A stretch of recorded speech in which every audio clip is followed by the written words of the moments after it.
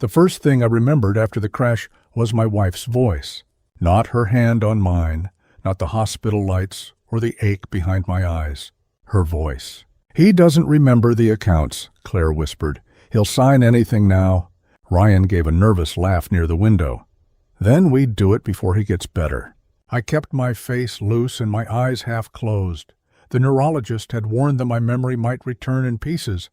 Claire believed mine had shattered completely. It hadn't. I remembered every word. And before they returned, I called the man they had fired 3 years earlier. The accident happened on a Thursday morning outside Cincinnati. Freezing rain had started before sunrise, leaving a thin skin of ice across the interstate.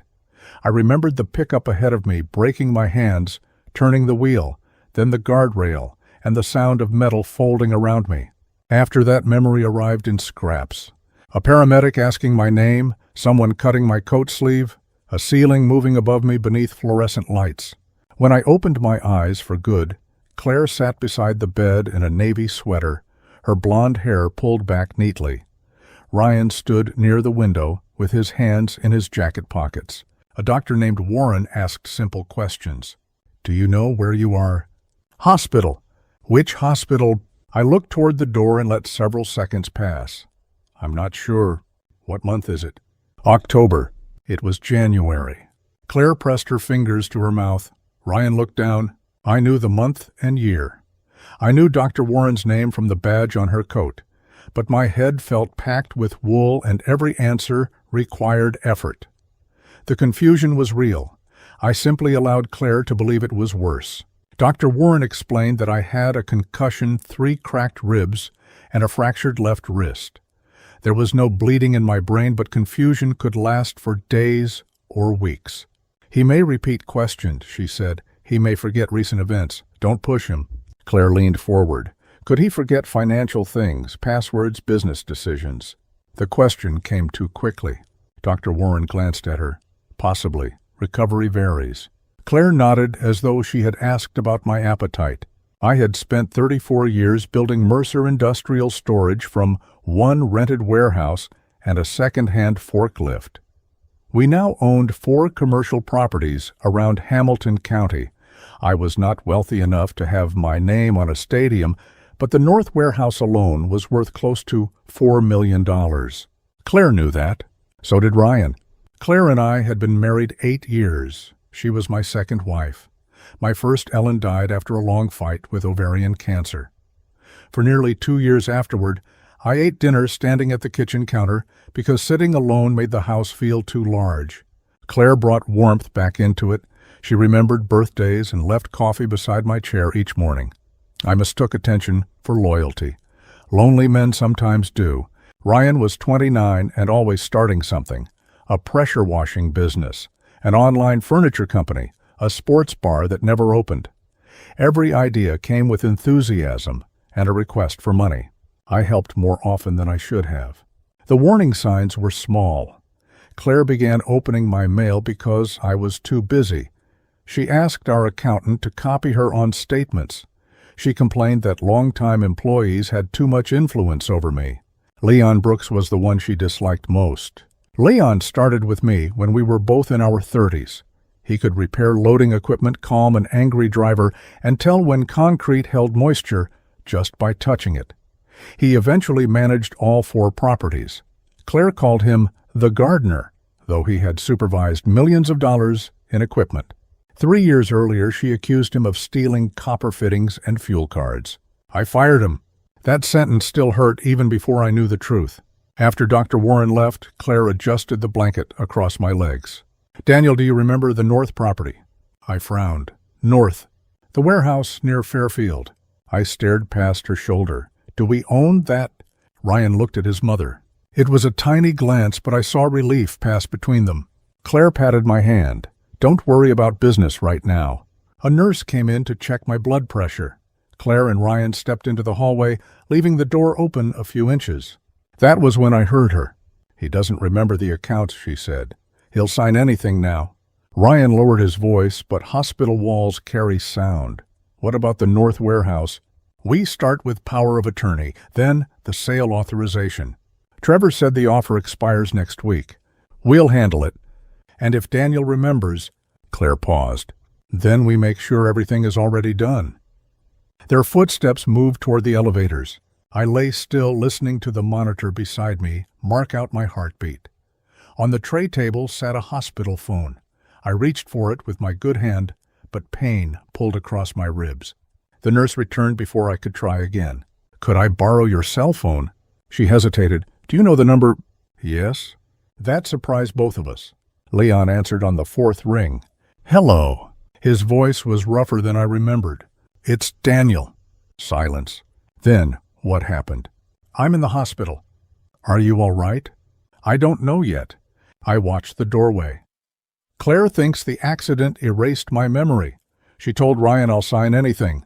Leon said nothing. "I need your help." "You fired me, Daniel." "I know. You never asked if it was true." "I know that too." The silence that followed was deserved. Finally he exhaled. "What do you need?" "I need to know why she wanted you gone." He was quiet long enough that I thought the call had dropped.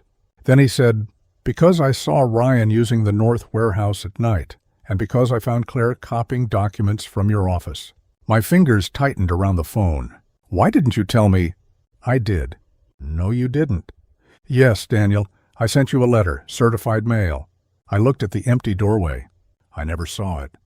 "I know," Leon said. "Claire signed for it." I didn't sleep much that night. Every time I closed my eyes, I heard Claire's voice again. "He'll sign anything." Not, "He'll recover."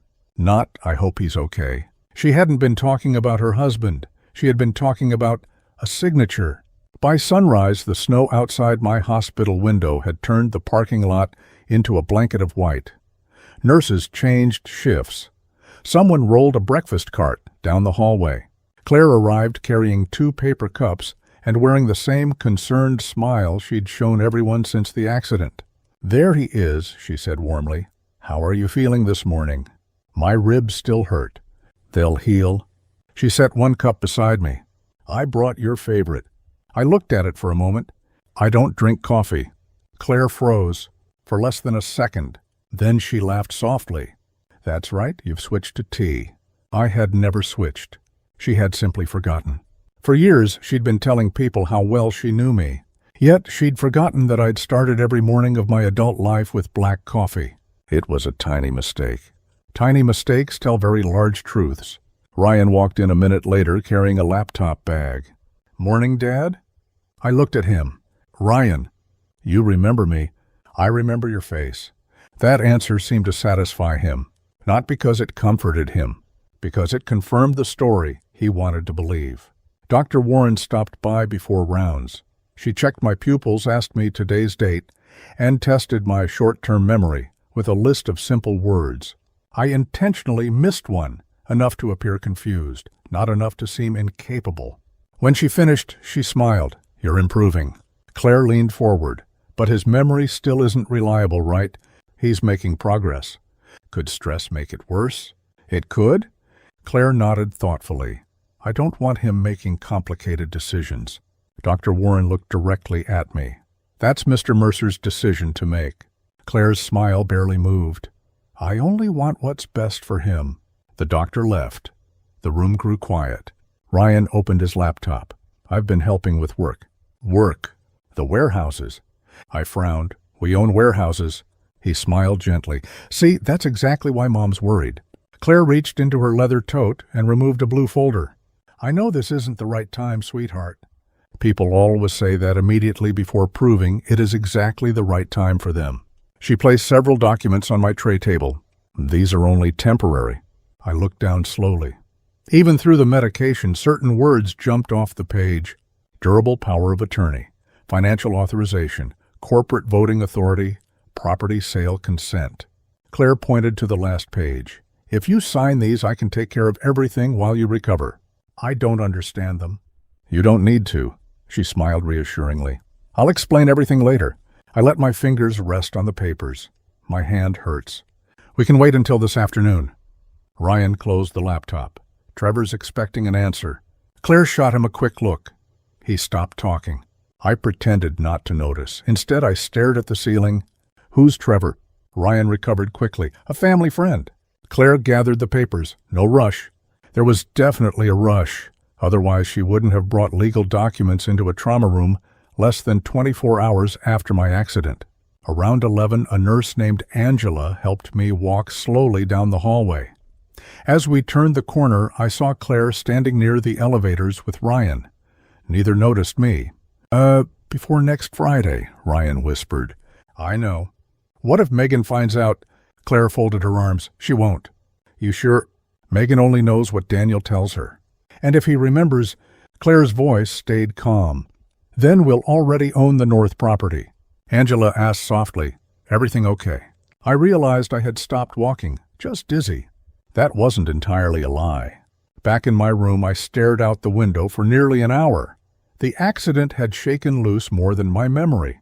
It had exposed how carefully Claire planned things. This wasn't panic, it wasn't desperation, it was preparation. Someone doesn't carry power of attorney forms in a handbag by coincidence. Just after noon, there was a knock. Leon stood outside wearing an old canvas jacket dusted with snow. His beard had turned almost completely gray. He looked older than I remembered. So did I, probably. Claire happened to return at exactly the same moment. Her smile disappeared. "What are you doing here?" Leon answered politely. "I came to see Daniel." "I don't think that's appropriate." "I wasn't asking." Ryan stepped closer. "You've got some nerve showing up." Leon looked at him. "I could say the same thing."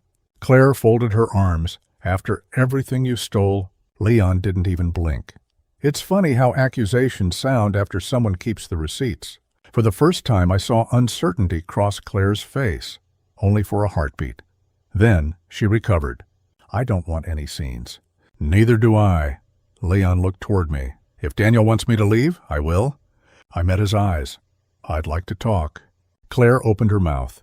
Dr. Warren appeared from the hallway. "Mr. Mercer can decide who visits." Claire forced another smile. "Of course."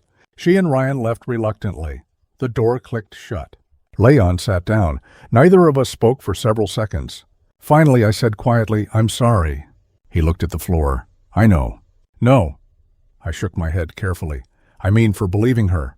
He studied my face. "You really don't remember everything?" "I remember enough." He reached inside his jacket and placed a thick manila envelope on the blanket. "I kept these because I thought someday you'd ask." Inside were copies of invoices, fuel logs, security reports, delivery schedules. Then came something else, a certified mail receipt signed by Claire Mercer, and below it, a photocopy of the letter Leon had mailed me 3 years earlier. "Dear Daniel, I believe Ryan is using Warehouse North after business hours. I also believe someone has been copying confidential company records from your office." I stopped reading. My stomach tightened. I never saw this, I figured. There were more. Leon nodded and handed me several photographs. Ryan unloading expensive construction equipment from one of our trucks. Trevor standing beside him. Another picture showed Claire leaving my office after dark, carrying a stack of folders. The final photograph was time-stamped nearly 3 years earlier. "Why didn't you go to the police?" I asked. Leon sighed. "Because I thought you'd believe your wife before you'd believe me." He wasn't wrong. I would have. That truth hurt more than any broken rib. A knock interrupted us. Megan Shaw walked into the room carrying a slim black briefcase. She had been my attorney for almost 20 years. Claire must not have known she'd arrived. "Daniel," she said, "Angela downstairs told me where to find you. She noticed Leon. Good to see you again." Leon stood. "I'll leave you two alone." Before he reached the door, I stopped him. "Don't disappear this time." He gave a tired smile. "I wasn't planning to." Once he left, Megan sat beside the bed. "I received 3 emails from Claire yesterday." I frowned. "About what?" "She wanted to know what would happen if you became mentally incompetent." I felt the room become very quiet. "Yesterday, the first email arrived 2 hours after your accident." She opened her briefcase and slid printed copies toward me. I found something else. One email was dated 6 weeks before the crash. Claire had asked whether a spouse could manage company assets if the owner developed cognitive problems. I looked up slowly. This started before the accident. Megan nodded.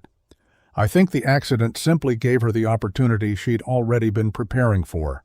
I was discharged 2 days later with a sling on my left arm, a prescription for pain medication, and instructions not to drive work or make any major decisions until Dr. Warren cleared me. Claire heard only the last part. She stood beside the wheelchair while a nurse reviewed my medications. "I'll handle everything," she said. The nurse looked at me. "Mr. Mercer, do you understand the instructions?" "Yes." Claire touched my shoulder. "He may forget." "I won't," I said. Her hand remained there for a second longer than necessary. Outside, the winter air cut through my hospital clothes. Ryan had brought my SUV, though he was already sitting behind the wheel. Claire opened the passenger door for me. "You should sit in back," she said. "More room." I had owned that vehicle for 6 years and had never sat in the back seat. Still, I climbed in without arguing. When we reached the house, I saw changes before I stepped inside. My pickup was gone from the driveway. 2 cardboard boxes sat near the garage. The keypad on the side door had been replaced. "Where's my truck?" I asked. Ryan glanced at Claire. "It's at the warehouse." "Why?" "You weren't using it." I looked at him for a moment. "That never stopped you before." His face tightened, but Claire laughed as though I had made a harmless joke. Inside, the house smelled of lemon polish and something sweet baking in the kitchen. Everything looked clean, ordered, controlled. Then I saw my office. The door stood open. My desk had been cleared. The framed photograph of Ellen and me at our first warehouse opening was gone. In its place sat Ryan's laptop, a wireless printer, and 3 stacks of folders. What happened in here? Claire set down my overnight bag. We needed a place to organize things. Our things. I walked slowly to the desk. The bottom drawer was locked. It had never been locked before. Claire moved beside me. "You need to rest." "I need my files." "You don't even remember what's in them." Her tone was soft, but the words were not. I turned toward her. Maybe looking would help. For half a second, annoyance flashed across her face. Then she smiled. Later, she had prepared the guest room downstairs. My clothes had been moved into the closet. A walker stood beside the bed, though no one at the hospital had recommended one. "You'll be safer here," she said. "My bedroom is upstairs." "The stairs are dangerous. I manage the hospital hallway." "This is different." It was not different. But I was tired, and pain had started crawling across my ribs. I lay down. That evening, Ryan and Trevor came over. Trevor Lane had the polished look of a man who wanted everyone to notice his watch. They ate dinner in the dining room, while Claire brought a tray to my room. I waited until the house quieted, then left the bed and moved slowly toward the hallway. Their voices carried from around the corner. "The appraisal is still too high," Trevor said. Ryan replied, "You said you could get it lowered." "I can, but not if the old reports surface." Claire lowered her voice. "They won't." "What about Megan?" "She knows nothing." Trevor said, "The transfer has to happen before the competence review." A chair scraped. Ryan asked, "And if he refuses?" Claire answered calmly, "He won't." I stepped back before they could see me. The next morning, Claire brought a man named Dr. Frederick Hale to the house. She introduced him as a family physician, though I had never met him. "He specializes in memory," she said. Dr. Hale corrected her gently. "I evaluate cognitive function." He sat across from me with a clipboard testing my memory. I deliberately misplaced one number, then completed the rest correctly. At the end, he closed the clipboard. "Mr. Mercer is experiencing some post-concussive difficulty, but I cannot conclude that he lacks decision-making capacity." Claire's lips pressed together.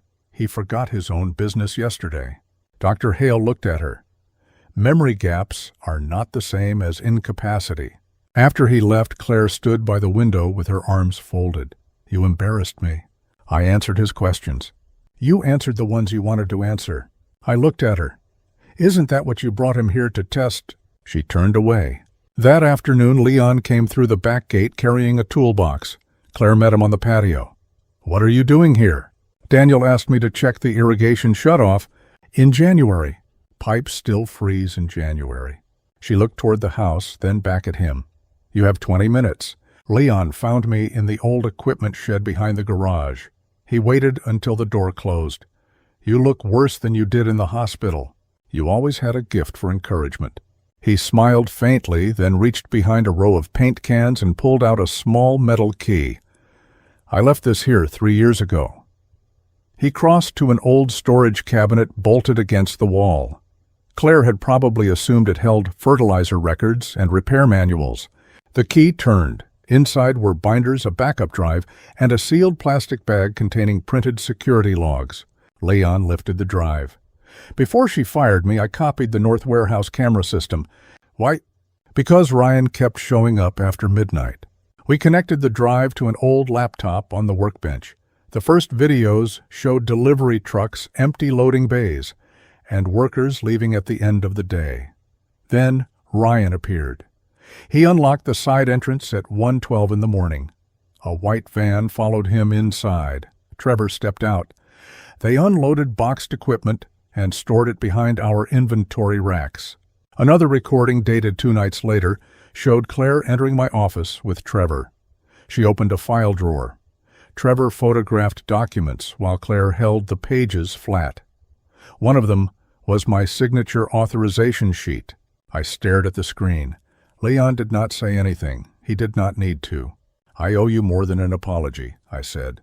"You owe yourself one first." I turned toward him. He closed the laptop. "You didn't fire me because you believed her," he said. "You fired me because believing her was easier than questioning your marriage." The words landed cleanly. No anger, no accusation. That made them harder to dismiss. My phone vibrated. It was Megan.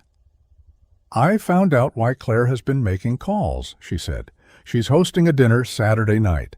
"For what?" "She told several employees you're naming Ryan as your successor." I looked through the shed window toward my house. Claire stood in the kitchen speaking on the phone and smiling. "I never agreed to that." "I know," Megan paused. "We can stop it." "No." Leon watched me. "Let her invite everyone," I said. Megan was quiet. "What are you planning?" I looked at the blue folder Claire had left beside my bed and the signature she believed she already owned. Exactly what she expects, and then a little more than she expects. By Saturday afternoon, our house looked ready for a celebration I had never agreed to. Claire had ordered white tablecloths, polished the silverware, and arranged framed photographs across the living room. Most of them showed her and Ryan. Vacations, birthdays, a Christmas dinner at the country club. My first wife, Ellen, appeared nowhere. Neither did the old warehouse photographs, the early cruise, or the years before Claire entered my life. She had not simply prepared a dinner. She had edited my history. Trevor arrived shortly after 5 with a leather portfolio tucked beneath his arm. He brought a mobile notary named Sandra Blake, a quiet woman in her 50s, who wore reading glasses on a silver chain. Claire introduced her as someone helping with routine family paperwork. Sandra looked toward me. "What kind of paperwork?" Claire answered before I could. "Temporary authority while Daniel recovers." Sandra's expression stayed neutral. "I'll need to speak with him directly before anything is signed." "Of course," Claire said. She sounded agreeable, but her fingers tightened around the stem of her wineglass. The first guests arrived at 6. Calvin Reed, our operations director, came with his wife. 2 warehouse supervisors followed. Then Claire's sister, Patricia, arrived alone, a sharp-eyed woman who had never much cared for Ryan and had said so more than once at family gatherings Claire preferred to forget. Several neighbors came after her. Then 3 people from Ryan's circle whom I barely knew. Megan entered last, carrying a slim handbag instead of her usual briefcase. Claire's smile faded when she saw her. "I didn't realize Daniel invited legal counsel." Megan removed her coat. "I've known Daniel for 20 years. I assumed this was a family occasion." Claire glanced at me. I let my face remain vague. "I may have called her." "You don't remember?" "Not clearly." That answer pleased her. Leon was nowhere in sight. That was intentional. Dinner began with roast beef, potatoes, and green beans. Claire sat me at the head of the table, but Ryan did most of the talking, describing the future of Mercer Industrial Storage, as though I had already handed him the keys. We need younger leadership, he said. Someone who understands modern growth. Calvin took a slow drink of water. What kind of growth? New partnerships, property restructuring, more flexibility? Trevor nodded from across the table. The North Warehouse is sitting on underused value. It's 92% occupied, Calvin said. Ryan's smile thinned. I mean long-term value. I watched Claire. She looked proud, not of him, of the plan. After dessert, she stood and tapped a spoon lightly against her glass. Thank you all for coming, she began. The past few days have reminded us how quickly life can change. She placed one hand on my shoulder. Daniel has built something remarkable, but after the accident he realized it was time to make sure the company remains protected, she continued. He wants Ryan to help guide the next chapter. Tonight is about family continuity and trust. Megan looked toward me. I gave the smallest nod. Claire led everyone into the living room. Sandra set her notary case on the coffee table. Trevor opened the leather portfolio and removed the blue folder. Claire guided me into the chair beside the fireplace. Take your time, she said. Trevor placed the first page in front of me and pointed to a line. This allows Claire to manage routine business matters while you recover. I looked at the paper. And the warehouse? That comes later, he said. Claire shot him a warning glance. Sandra leaned closer. Mr. Mercer, do you understand what this document does? I let several seconds pass. I think so. She did not reach for her stamp. Tell me in your own words. Claire intervened. He has good moments and bad moments. Sandra looked at her. I asked him. The room changed slightly. Not enough for anyone to leave. Enough for Claire to notice she was no longer directing every voice. I picked up the pen. My left hand remained in a brace. The room was silent enough to hear the fire shifting behind the grate.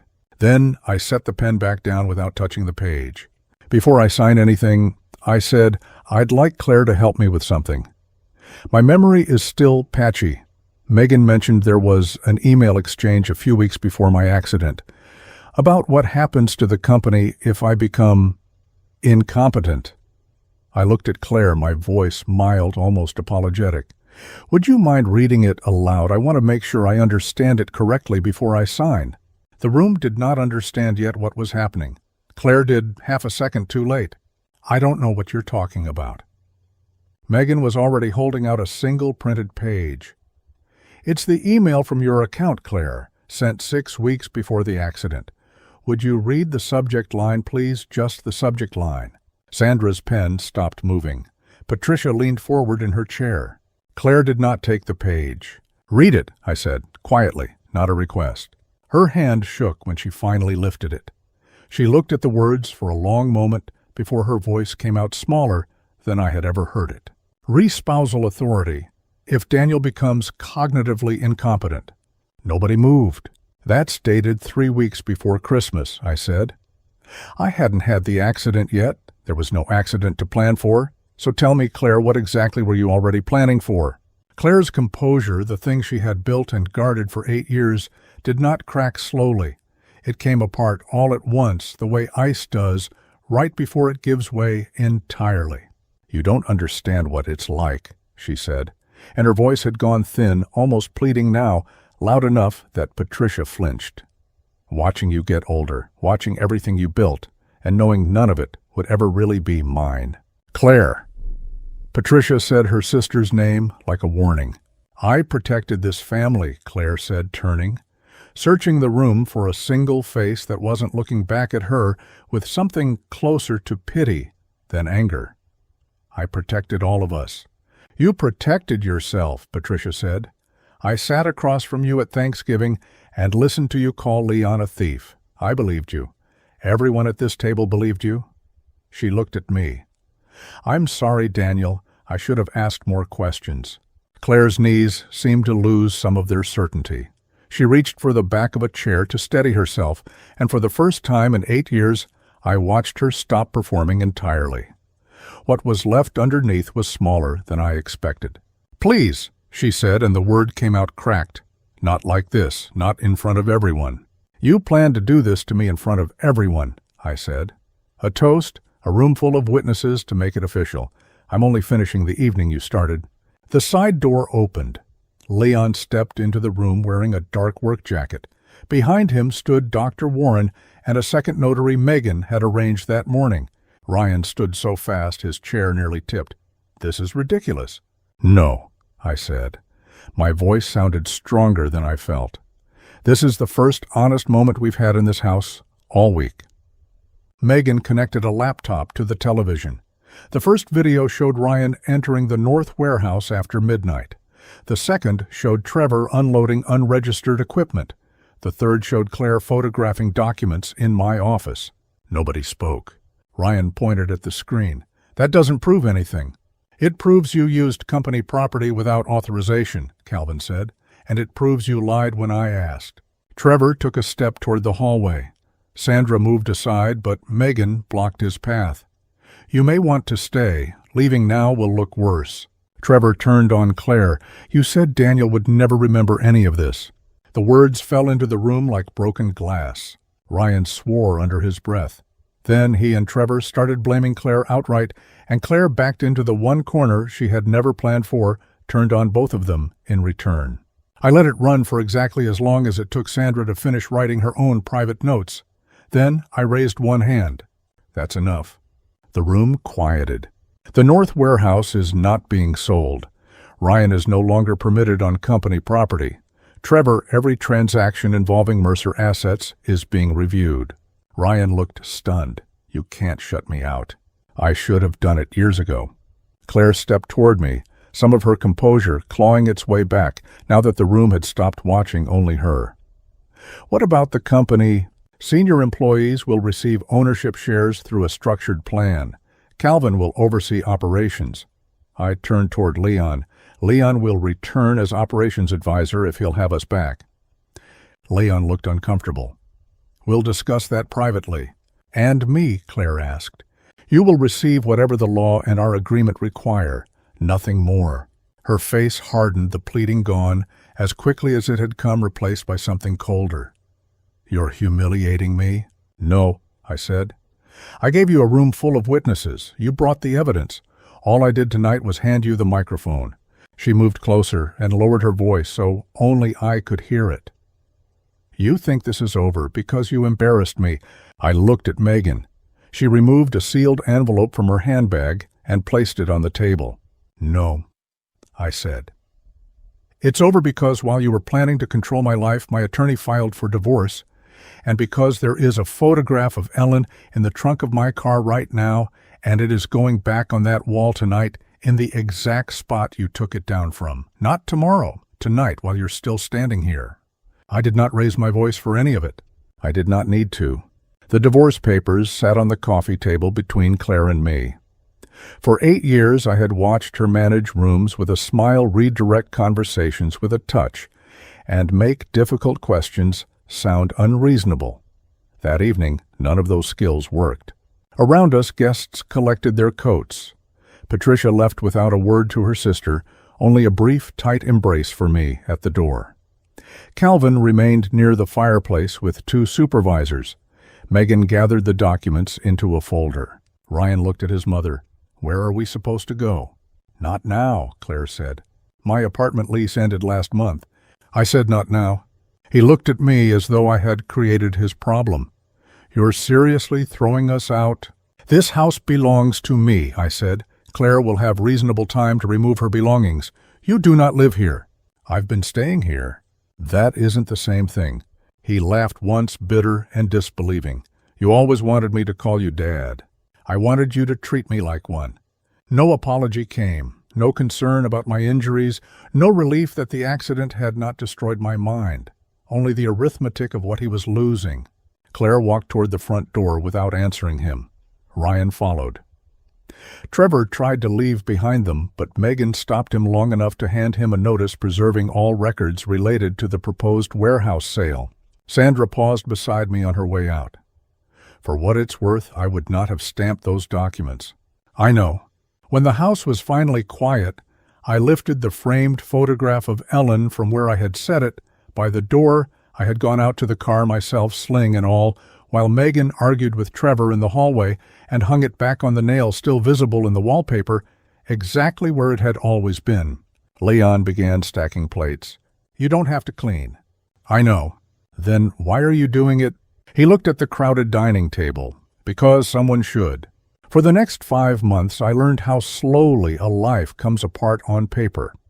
Claire hired an aggressive divorce attorney who described Leon as a disgruntled former employee manipulating an injured man. She claimed my personality had changed after the concussion. She requested an independent cognitive evaluation. So I answered questions. What year is it? Where do you live? Why do you want a divorce? Because my wife tried to use my injury to obtain control of my assets, and because I no longer trust her. Dr. Warren provided her records. Sandra submitted a statement. Megan produced the emails sent before the crash. The videos from the warehouse were authenticated. Calvin documented Ryan's unauthorized use of company vehicles and storage space. Ryan was required to repay part of the costs associated with the warehouse. I did not forgive the debt. Trevor's brokerage opened an internal investigation, and he lost his position before summer. Claire and I met for mediation in a conference room overlooking downtown Cincinnati. She wore a gray suit I had bought her for our 7th anniversary. She looked smaller than she had in our living room. Not weaker, simply less certain of the space she occupied. Under our prenuptial agreement, she received her legal share of marital property, a cash settlement, and 60 days to remove her belongings. Nothing else. Before signing, she put down her pen. Did you ever love me? I loved the person I believed you were, I said. Some of it was real. I also think what I owned became more important to you than who I was, and I let it for longer than I should have, because the house was quieter when you were pleased with me. She signed, so did I. Leon returned to the company as an operations advisor. At our first employee meeting under the new ownership plan, I apologized to him in front of everyone. Later, near the loading dock, he told me, "You didn't have to do that publicly." Yes, I did. By autumn, my ribs had healed. One early morning, I drove the same route where the accident had happened. The road was dry. Trees along the interstate had begun turning gold. The accident did not erase my memory. It erased my excuses. 8 months after the divorce was finalized, Calvin knocked on my office door, holding a stack of job applications for a warehouse supervisor position at the Fairfield location. "You'll want to see this one," he said. The application listed a name I didn't recognize, R. Danvers, but the work history was unmistakable dates that lined up exactly with the years Ryan had spent under his own name, doing nothing at all for this company. The references listed a phone number I remembered from 1,000 old family dinners. Calvin had already called it in. He hadn't needed to ask what to do. "Interview him," I said. Calvin blinked. "You're serious? Have someone else run the interview. Let him get through the whole thing. Let him think it worked." 3 days later, Ryan sat across a conference table from a hiring manager who had no idea who he was describing his leadership experience and his passion for operational excellence, with the same practiced sincerity he'd once used to describe restructuring the company he'd tried to steal from me. At the end of the interview, Calvin walked in and set a single sheet of paper on the table in front of him. It was the original employment record under his real name from the lawsuit that had made him repay part of what he owed the company. Ryan didn't say anything for a long moment. "We don't have a position for you," Calvin told him. "We never did. I wasn't in the room. I didn't need to be. Some doors close better when the person closing them isn't the one who was hurt walking through them the first time." I heard later that Claire had tried something similar, a magazine piece about surviving a family betrayal. Her version of events, no names, changed convincingly enough to matter. A local editor called Megan's office to fact-check a quote before running it. Megan sent her the transcript of a certified letter, a signature receipt, and 6 words of her own. "We already have the recording." The piece never ran. I still drive past the North Warehouse most mornings. 92% occupied, same as it was the night Ryan called it underused value. The photograph of Ellen still hangs exactly where I put it back.